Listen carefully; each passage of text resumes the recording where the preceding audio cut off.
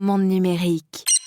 On sait que l'intelligence artificielle aujourd'hui permet de créer, facilement de la musique et des chansons, hein. Il suffit d'aller, sur des plateformes comme Suno, et à partir d'un simple prompt, une simple requête, on peut générer des morceaux dans toutes sortes de styles.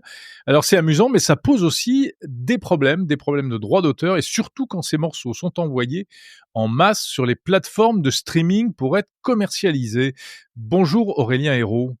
Bonjour Jérôme. Vous êtes directeur de l'innovation de Deezer, célèbre plateforme française de streaming.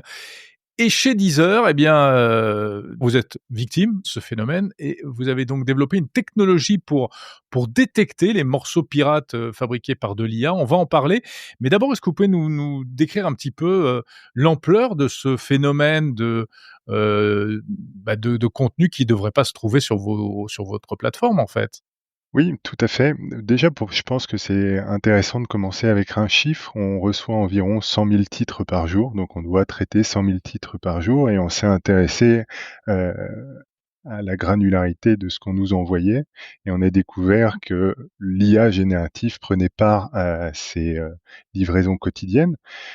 Mais pour pouvoir savoir plus en détail ce qu'on nous livrait, il a fallu créer un détecteur. Donc, on a investi à peu près pendant 1 an et demi pour développer un modèle capable de détecter les morceaux générés par IA. Et aujourd'hui, on estime à environ 10% du contenu qu'on reçoit quotidiennement généré par IA.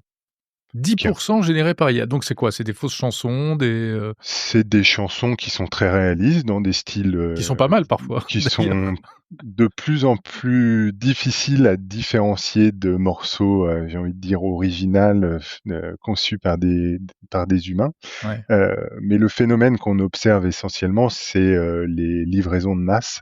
Mmh. Parce qu'en soi, l'IA générative nous pose aucun problème. Au contraire, on pense que c'est une fabuleuse, opportunité de s'exprimer. Ce qui nous pose un peu plus problème, c'est la saturation, du catalogue par ce type de morceaux. Alors voilà, parce qu'il y a un aspect, technique, il y a un aspect, de confort aussi d'écoute pour l'auditeur, pour l'utilisateur et puis il y a un aspect économique. Si on parle brièvement de l'aspect économique, en fait, ces morceaux, pirates, ils vont, permettre à certains de gagner de l'argent derrière. Tout à fait, ils viennent, entrer dans le modèle économique, des plateformes du streaming et capturer une partie des revenus qui est normalement, reversée aux ayants droit et aux artistes et on pense que nous, chez Deezer, ça peut être un problème, surtout qu'on observe que ça peut jouer un rôle dans la manipulation de streams, finalement, des phénomènes de fraude et c'est pour ça qu'on souhaite, avoir ce type de détecteur et monitorer, ces cas d'usage pour s'assurer que les revenus aillent bien aux ayants droit. Ouais. Ce que vous appelez la manipulation de stream, c'est le fait que, certains artistes ou des faux artistes finalement, aient l'air de faire beaucoup de téléchargements alors que c'est pas le cas? Tout à fait, c'est finalement des morceaux créés par des IA qui vont être écoutés par des bots, donc Ah oui vraiment d'accord, pour même les auditeurs sont fake en oui, fait? oui, c'est ces phénomènes-là D'accord. qu'on monitore, activement parce que justement OK. ça vient capturer de la part de marché et on essaye justement de combattre ça.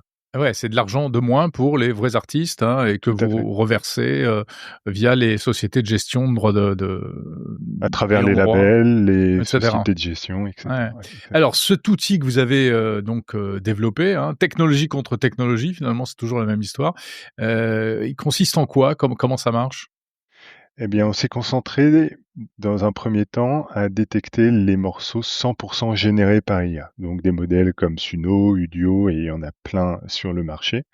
Heu, tous ces morceaux, enfin, générés par IA ont une spécificité, c'est qu'ils laissent des artefacts dans le signal audio qui sont pas audibles par les humains, mais qui laissent des traces statistiques parce que les modèles génératifs sont des statistiques. Il y a des encodeurs, des décodeurs et au moment justement de la génération, laisse un certain nombre de traces et on a développé un système qui vient détecter ces traces avec un calcul de score qui nous permet d'être plutôt confiants sur, les morceaux 100% générés par IA et C'est-à-dire d'ailleurs vous arrivez à détecter avec quel, taux de réussite? 99,8% sur, des modèles, D'accord. connus comme, Udio, Suno et cetera. Mais la spécificité de notre modèle, c'est de pouvoir être un peu plus généraliste parce que c'est simple, s'il suffit de modifier un petit peu les morceaux et tout de suite, on ne les détecte plus. Donc on continue de travailler dessus, à faire évoluer ce système pour détecter de plus en plus de morceaux, générés par IA. D'accord, donc ça veut dire que si je m'amuse à aller créer des chansons sur Suno et ensuite je veux les diffuser sur Deezer ou sur d'autres plateformes, je vais me faire choper par la patrouille, en fait? Oui, en tout cas, on va le voir, ça sera labellisé dans notre catalogue et après c'est très simple de pouvoir soit afficher aux utilisateurs que c'est un morceau généré par IA ou l'enlever de la recommandation. Bref, mener un certain nombre d'actions. Parce que dans ce cas-là, vous faites quoi? Immédiatement, vous l'enlevez, vous le retirez? Non, aujourd'hui, on accepte tout. La seule chose qu'on a fait comme action, c'est de l'enlever de la recommandation algorithmique, Mmh. heu et Ah, aujourd'hui, donc on il a est plus mis en avant, mais il voilà, existe toujours. Si on va le il existe chercher, il existe exactement. toujours. On n'est pas un régulateur, on n'est pas là pour interdire, l'usage, on est là juste pour monitorer notre catalogue et offrir la meilleure expérience possible aux utilisateurs. Donc on a décidé aujourd'hui d'expérimenter, de l'exclure de la reco et de mesurer un petit peu les effets. Heu mais c'est aussi pour ça qu'on a communiqué publiquement sur ces chiffres-là. C'est aussi pour saisir un petit peu, toute la filière musicale autour de ces questions, Autour de ce d'IA problème. générée. Ouais. Exactement. Oui, parce que au fond, vous le disiez, est-ce que c'est vraiment scandaleux de faire de la musique avec, de l'intelligence artificielle? Pas du tout, c'est, génial. Je peux dire que ça donne l'opportunité à beaucoup de gens de pouvoir s'exprimer, d'explorer. Je veux dire que tant qu'il y a une démarche artistique derrière, quelque chose qui est lié à la musique, à la transmission d'émotions, de messages, c'est un outil formidable. Nous, ce qui nous pose problème, c'est plus les abus, la saturation du catalogue, écologiquement aussi, c'est une question. Est-ce qu'on a envie de stocker tous ces morceaux qui sont pas forcément écoutés? Mmh. Donc c'est toutes ces questions qu'on soulève autour de l'IA générative, mais au contraire, on pense que c'est une fabuleuse opportunité. Donc vous ne tournez pas le dos, à la musique générée par IA. On sait que c'est également la position d'ailleurs de votre principal concurrent, Spotify, et cetera.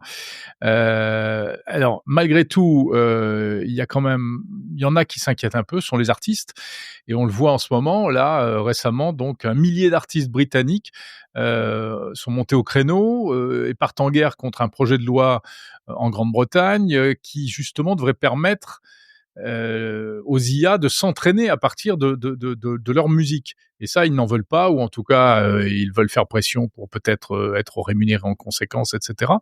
Qu'est-ce que vous en pensez? On est à un tournant, en fait, de ce marché, pour ce marché. Oui, je pense que comme souvent, et ça fait partie du secteur culturel, mais aussi de la musique, la technologie vient un peu bousculer les codes. Ça a été le cas avec le streaming il y a 17 ans Ouais. maintenant, qui a changé les codes, Vous, la ça vous a façon de bien consommer. arrangé, parce que finalement, sans la révolution du streaming, Deezer aujourd'hui n'existerait pas. Tout à fait, mais mais ça fait partie des ruptures technologiques et je pense qu'il faut l'accompagner, le comprendre et justement, c'est le rôle des acteurs technologiques comme Deezer, qui a à la fois une expertise sur la tech et une expertise dans le milieu culturel, musical, de faire la jonction et d'aider les ayants droit à comprendre ce qui est possible de faire, comment on peut faire évoluer les modèles économiques. Mmh. C'est quelque Qu'est-ce qu'il chose qui est faudrait pas vous qu'est-ce que vous enfin, je sais pas, selon vous, ça devrait évoluer dans quel sens? Aujourd'hui, c'est comme vous le disiez au début du podcast, c'est toujours technologie contre technologie. Finalement, maintenant, il y a des technos pour générer des morceaux. En face, on va développer d'autres technologies qui vont être capables de les repérer. Il y a un moment, il faut se mettre autour de la table et poser, tous les éléments factuels qu'on a, notamment les données. Aujourd'hui, on sait que l'IA générative, représente une grande partie des nouveautés qui sont livrées dans les catalogues. Qu'est-ce qu'on fait au niveau du modèle économique? Aujourd'hui, nous, on a commencé à faire évoluer le modèle du market centric vers la CPS, mais c'est qu'une étape. Alors attendez, Heu, ça veut dire quoi ça? En bon français, du market centric vers la CPS? Alors le market centric, c'est le modèle à peu près standard, du streaming aujourd'hui, c'est-à-dire on collecte tous les abonnements et après on répartit à la part de marché. D'accord. Sur, l'artiste centric, c'est un modèle un peu hybride qui est là pour, reverser et promouvoir artistes, les vrais artistes, j'aime pas ce mot-là de vrais artistes, Mmh. mais des artistes professionnels qui prend en tout cas qui va booster une partie de cette consommation-là, qui va mettre le noise et toute la partie, non-music content de côté, avec un pilier, sur la fraude. Enfin, il y a tout un toute une évolution du modèle justement pour accompagner, ces nouveaux usages. Mmh. On a l'impression, alors surtout quand on n'est pas dans ce milieu-là et qu'on est que simple utilisateur, et auditeur de musique, que derrière ces plateformes de streaming, qui aujourd'hui, définissent enfin, sont au cœur de notre manière d'écouter de la musique, il y a c'est une espèce d'iceberg et derrière il y a toute une mécanique et toutes sortes d'intérêts qui s'entremêlent, qui font que la situation devient de plus en plus compliquée. Oui, il y a beaucoup d'acteurs différents, beaucoup d'ayants droit différents, beaucoup de créateurs différents. Il y a des auteurs, il y a des musiciens, des interprètes. Bref, il y a une complexité liée à Mmh. cette filière-là, où chacun aussi voit ses intérêts et se bat pour et c'est bien normal. Mmh. Pour ce qui concerne l'IA générative et notamment, ce qui se passe, en Angleterre, enfin au UK en ce moment, heu, oui, il y a une vraie question, comment ont été constitués les datasets, comment les modèles génératifs ont été entraînés et je Ouais. pense qu'il faut faire la part entre, on est capable de le faire technologiquement et tout le domaine de la recherche et de la capacité technique à produire ce type de modèle et l'exploitation commerciale derrière qui pose d'autres questions. Mmh. Alors justement, j'allais vous poser la question, l'entraînement des modèles, parce que alors votre technologie permet de dire si un morceau a été généré par de l'IA ou pas, mais ça peut aller jusqu'où cette détection? Est-ce que vous êtes capable de remonter jusqu'à la source et de dire, ça a été, les modèles ont été entraînés à partir de tel artiste, tel type d'album, je ne sais pas et cetera?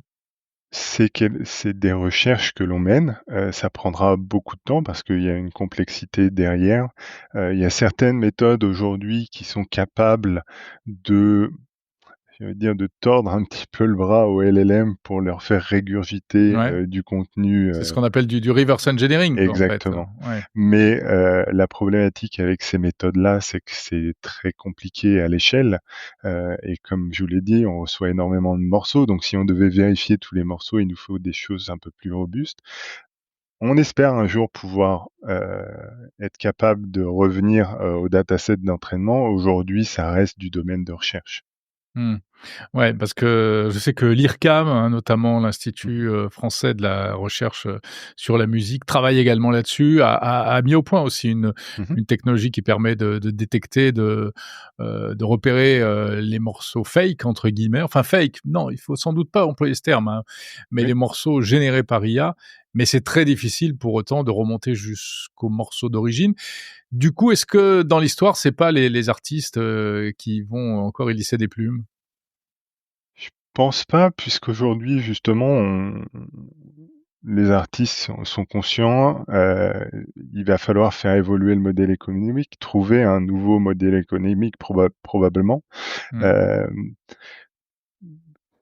c'est l'avenir qui nous le dira, mais je pense que des acteurs comme Deezer où justement on passe notre temps à développer ce genre de technologie aussi pour informer, avoir de la pédagogie derrière, nous aidera probablement à prendre de meilleures décisions. Mmh. Vous avez je crois que vous avez même déposé des brevets pour cette technologie Oui. que vous avez développée chez Deezer? Tout à fait, parce que justement ces problématiques de généralisation, on travaille aussi, dessus activement. C'est loin d'être terminé, et si on communique aussi, c'est qu'on sait qu'on répondra pas tout non plus à travers la technologie. C'est Mmh. vraiment une prise de conscience, et une évolution globale du système de streaming qu'il faut repenser et faire évoluer. Heu, voilà. On peut dire que une 2e révolution numérique pour la musique après, le streaming qui a complètement changé la face du marché de la musique. Est-ce que, maintenant c'est l'IA qui va à nouveau rebattre les cartes? Je pense que ça s'applique au-delà de la musique, en fait. Il y a Oui. beaucoup de secteurs créatifs aussi qui sont impactés par les IA génératives et c'est une nouvelle façon de créer, des nouveaux outils pour créer. C'est pas forcément qu'une menace, c'est aussi des opportunités. Les logiciels, de professionnels, que ce soit de retouche d'image, de retouche, de son, intègrent ces modèles nativement et ça va simplement faire partie, de la Mmh. façon d'utiliser ces logiciels. Ouais. Le problème aussi, c'est que les plateformes en question, Suno et cetera, bénéficient actuellement d'une espèce de flou artistique. C'est-à-dire qu'on ne sait pas si c'est autorisé, pas autorisé, et cetera. Oui, pour l'instant, maintenant, je Est-ce crois que qu'aux US, ils se sont saisis de la question et sont en train justement de répondre à à toutes à toutes ces questions. Il y a un ouais. flou, mais ça fait partie aussi des nouvelles technologies quand ils arrivent, sur le marché. Et ouais, ouais. Et on a l'impression que finalement vous vous retrouvez enfin, est-ce que vous n'êtes pas en train de vous retrouver un peu, vous, plateforme de streaming, dans la même situation un peu compliquée que celle qu'ont connue les réseaux sociaux? Vous êtes des plateformes, c'est-à-dire que voilà, il y a des contenus entrants, des contenus sortants, des utilisateurs, des fournisseurs de contenus et cetera. Vous, vous êtes au milieu. Forcément, à un moment ou à un autre, ça dérape, il y a des gens qui font n'importe quoi et c'est vous qui devez faire la police sans la faire trop, en fait. Oui, après c'est un choix aussi, de Deezer de se saisir de ce sujet. On pourrait très bien, simplement ingérer le catalogue, le mettre à disposition des utilisateurs et ne pas s'en préoccuper. C'est Mmh. pas notre philosophie. On pense justement que le rôle d'une plateforme, c'est aussi de garantir que l'endroit où on vient écouter, c'est, équitable, le que la plateforme met en place avec l'aide des ayants droit, les outils nécessaires pour que les créateurs puissent, vivre de leur création. Mmh. Donc Dernière question, oui. est-ce que ça est-ce que ça risque, pour une raison ou pour une autre, de changer les choses pour les utilisateurs, pour les auditeurs? Je ne sais pas, en termes d'obligations, en termes de tarifs, et cetera? Comment vous voyez, Aujourd'hui, c'est un peu tôt pour le dire. Je pense qu'une des premières étapes, c'est d'être transparent vis-à-vis des utilisateurs quand on leur, recommande des morceaux, de leur dire l'origine, si c'est AI generated qu'ils puissent le savoir. et ça, vous l'indiquez, vous, ou pas? C'est des initiatives qu'on a engagées, oui, heu D'accord. et qu'on souhaite mettre à disposition. C'est toute cette partie de transparence, je pense que c'est très important déjà comme première étape. Mais si Heu, je suis pardon, Aurélien, si je oui. suis auditeur de Deezer aujourd'hui, abonné, est-ce que si j'écoute de la musique générée par IA, c'est indiqué quelque part? Pas encore, c'est quelque chose qu'on souhaite mettre en D'accord. place, qui prend un peu de temps parce qu'en fait notre modèle, on l'a mis en production qu'au mois de décembre, donc on n'a pas beaucoup de recul encore vis-à-vis heu, de l'usage et cetera. Mmh. C'est des choses qu'on étudie et qu'on prend aussi le temps d'étudier avant de prendre des actions. Mais c'est quelque chose qu'on souhaite promouvoir, c'est aussi la transparence et donc ça fait partie des ces initiatives qui sont prises très au sérieux chez nous, Ouais, bien sûr. pour pouvoir offrir ça aux utilisateurs. Je pense que c'est la première étape. La première marche, c'est la transparence et puis l'étape d'après, c'est la concertation avec tous les acteurs pour trouver, la meilleure solution à la fois pour les ayants droit, les créateurs et les utilisateurs. Mmh. Bien sûr. OK, très bien. Oui, on comprend que vous êtes dans un souhait de dialogue visiblement avec, les uns et les autres.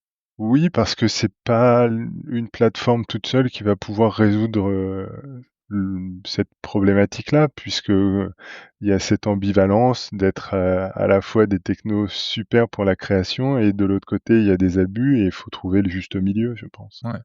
Encore une question malgré tout, je crois que votre, concurrent que je citais tout à l'heure, donc Spotify, lui a fait le choix de volontairement, délibérément pousser de la musique par IA, dans des playlists et cetera, de dire: «Bah, tiens, moi je vais mettre 10 de ou 20 ou 30 de musique générée par IA». Vous, quelle est votre position par rapport à ça? Heu, D'un côté, vous m'avez dit tout à l'heure que vous aviez plutôt tendance à l'invisibiliser, la musique générée par IA. Oui, alors je sais pas ce que font, concrètement nos concurrents. Par contre, chez nous, c'est pas quelque chose qu'on C'est pas fait. dans la stratégie Non, aujourd'hui? c'est pas du tout dans notre stratégie. Au contraire, comme vous le disiez, c'était plutôt, justement de la mettre un peu plus en retrait, plus que de la promouvoir. Après, Mmh. s'il y a des morceaux qui fonctionnent et que les utilisateurs, souhaitent les écouter, on va pas non plus, l'enlever de la plateforme. Ouais, ouais, parce que ce qui est très important et ce que les gens ne savent pas, ce que vous disiez au début, c'est qu'il y a des vrais auditeurs, et puis il y a des faux, en fait. Oui, C'est peut-être ça tout à fait. qui trompe les chiffres, in fine. Oui, oui, oui, mais ça va de pair avec nos systèmes, de détection de fraude, de fingerprint, enfin là on parle de l'AI detection, mais on a Mmh. beaucoup de systèmes de monitoring de notre catalogue justement pour éviter ces cas d'usage. Ouais. Cette solution technologique, elle est réservée à Deezer ou elle pourrait, je sais pas, elle pourrait être utilisée sur d'autres plateformes? C'est quelque chose qu'on envisage de pouvoir, l'ouvrir. Aujourd'hui, c'est très récent, donc on la teste et on Mmh. l'améliore, mais c'est quelque chose qui pourrait être totalement envisageable dans Très bien. l'avenir. Bien, merci beaucoup Aurélien Hérault, directeur de l'innovation de Deezer. Merci à vous.